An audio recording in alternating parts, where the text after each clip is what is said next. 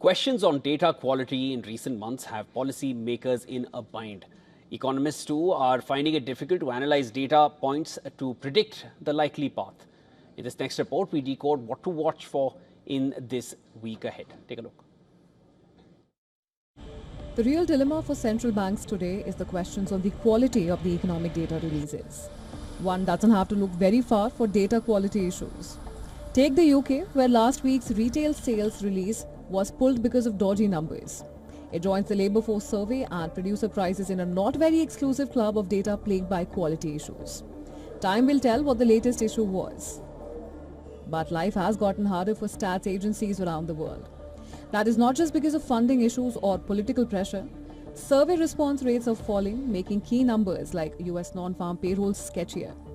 Then more recently, high inflation.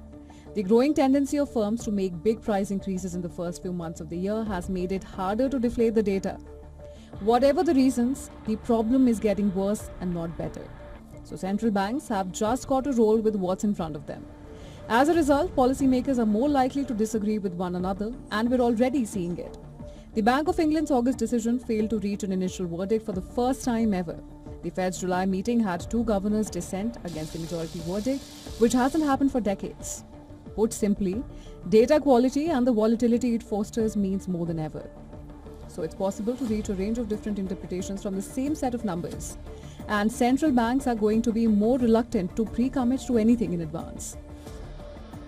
On the US data due this week, core PCE deflator inflation figures are going to be key, especially as last week's Fed minutes revealed that officials think we're still to see the full effects of tariffs. Finally, and most importantly, dodgy data means central banks are more likely to be wrong. Bureau Report, WION World is One.